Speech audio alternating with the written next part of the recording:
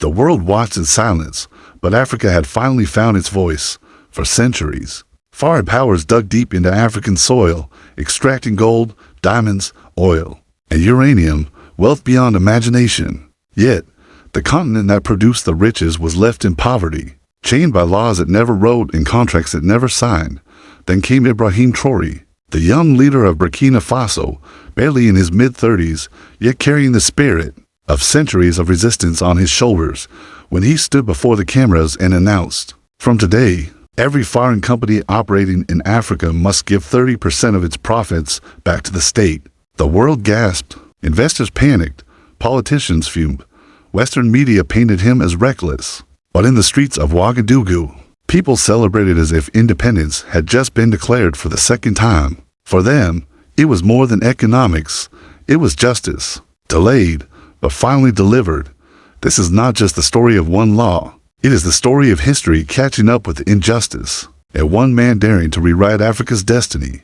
To understand the weight of Traoré's decision, you must first understand the history that made it necessary. Africa's story has always been written in the ink of extraction. In the late 1800s, European powers gathered in Berlin, thousands of miles away from Africa, and with a few strokes of a pen, divided an entire continent among themselves. The Berlin Conference of 1880–85 was not about nations or peoples. It was about resources: gold in South Africa, rubber in Congo, cocoa in Ghana, cotton in Burkina Faso. Each territory was carved out, not as a homeland for its people, but as a treasure chest for Europe's industrial revolution. Colonialism stripped Africa not just of wealth, but of dignity. Millions were forced into labor, beaten into silence, and made strangers in their land. Railways weren't built for Africans. They were built to transport raw materials to ports, to feed Europe's growing appetite. Schools weren't designed to liberate minds. They were designed to create clerks, translators, and servants who would assist in the machinery of exploitation.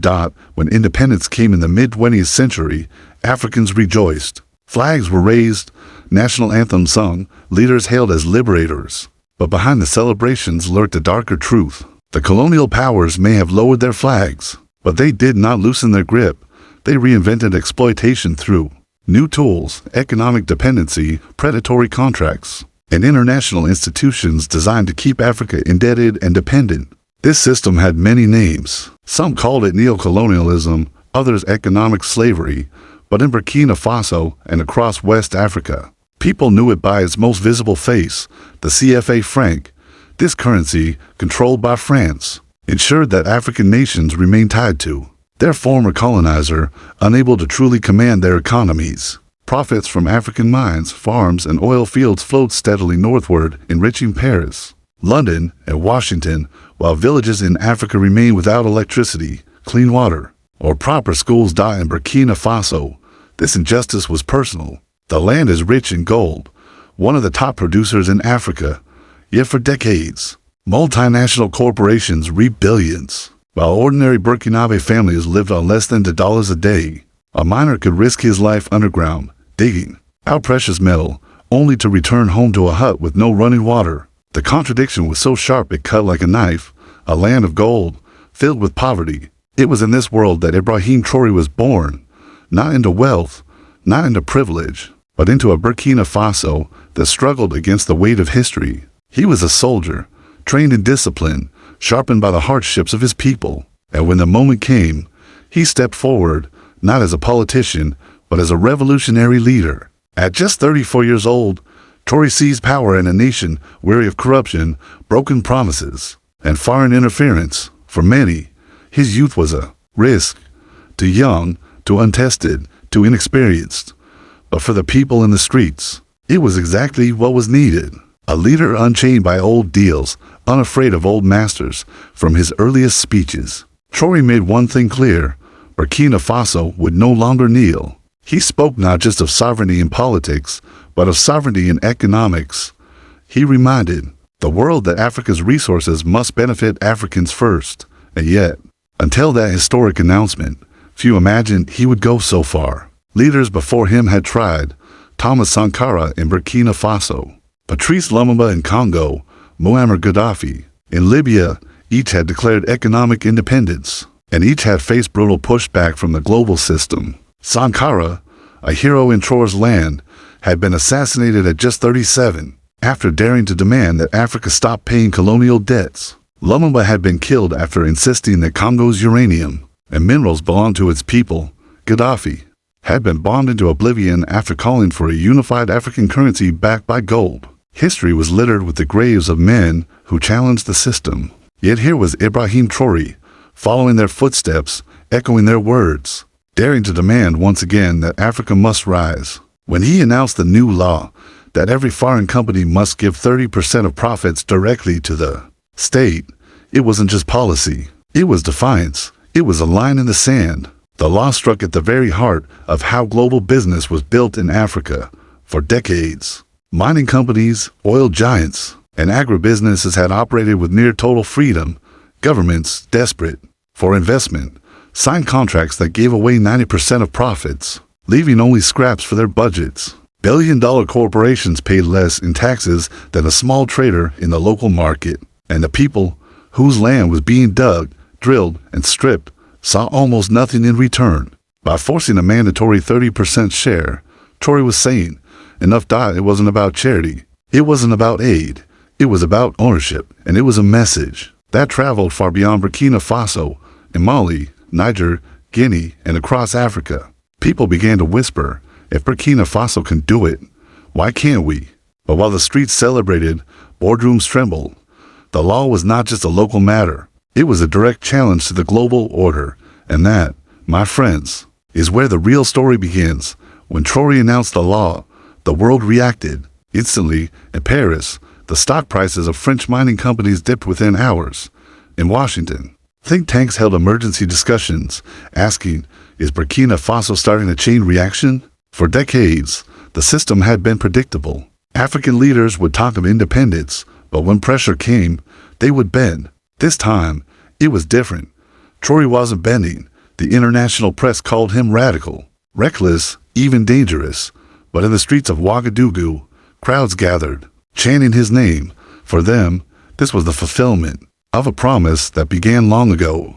When Thomas Sankara stood on the same soil and declared, we must dare to invent the future. Elders whispered stories of Sankara's bold reforms in the 1980s, how he built schools, banned luxury for ministers, and pushed for women's rights.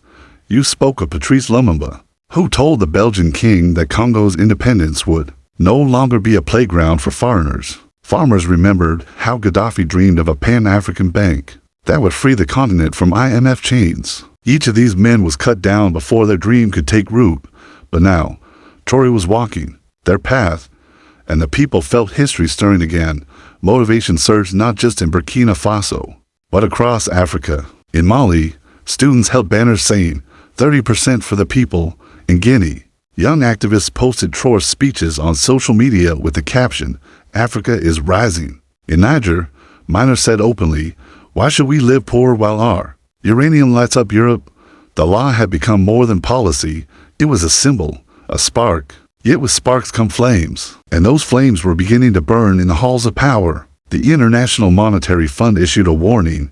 This kind of economic nationalism could destabilize investor confidence. The World Bank quietly delayed a funding package for Burkina Faso. French politicians muttered about unfriendly business climates. Western diplomats began whispering about sanctions. But the more they threatened, the more ordinary Africans supported Traoré. People asked a simple question. If the law is so dangerous, who is it dangerous for? The people or the corporations? The truth was clear. For generations, billions had flowed out of Africa while only crumbs returned. Traoré's 30% law meant that money would now build schools, hospitals, and roads in Africa instead of filling offshore bank accounts. He framed it in simple terms. If you dig from our soil, you must feed our children. If you profit from our rivers, you must water our fields. Burkina Faso is not for sale. Those words electrified the youth. They saw in Traoré not just a president, but a warrior, a man who had chosen the dangerous path. But the right path, the tension reached its peak when Traoré addressed the nation in a televised speech that is now remembered as a turning point in African history. Standing tall in his military uniform, he looked into the camera and declared, Burkina Faso belongs to its people. For too long, Others have told us what to do with our gold, our cotton, our land. That era is over. From today, the wealth of Burkina Faso will serve Burkina Faso first. And let the world hear this. We are not afraid. The crowd erupted. The message spread like wildfire across Africa. France responded with fury. Editorials in French newspapers accused Traoré of economic blackmail. American officials warned of dangerous populism. Corporations threatened to pull out of Burkina Faso. But Traoré did not blink eye. Instead, he doubled down. He invited African leaders to Ouagadougou, urging them to adopt similar laws. He spoke of an economic liberation front, a united stand against exploitation. For the first time in decades, the idea of a truly sovereign Africa was being spoken not in whispers, but in thunder. At the same time, Burkina Faso faced sabotage. Aid packages were frozen. Banks slowed transactions. International media ran stories about instability in the country. Yet in the villages, people remained defiant. Women said, "We will eat less if we must, but we will not bow," farmers declared, better poor and free than rich and enslaved. The climax came when Traoré stood before the African Union summit. Delegates expected him to speak cautiously. Instead, he invoked the names of Sankara, Lumumba, and Gaddafi and thundered, "They killed them because they loved their people. They killed them because they refused to bow. But we are their children, and their dream will not die." Silence fell. Then applause roared. It was not just Burkina Faso anymore.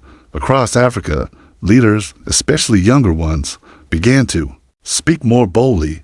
The tide was shifting.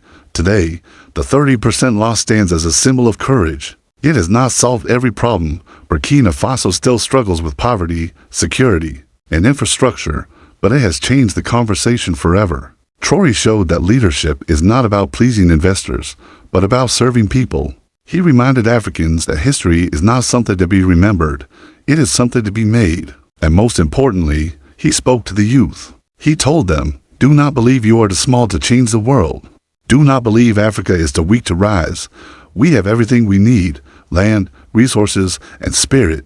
All that is required is courage." This is the motivational heartbeat of the story that a young soldier, barely in his 30s, could look at centuries of exploitation and say, enough. The story of Ibrahim Traoré is not just Burkina Faso's story, it is Africa's story. It is a reminder that justice may be delayed, but it cannot be denied forever. And for the young people watching, in Africa or anywhere in the world, the message is clear. History is not written by those who bow, it is written by those who stand tall.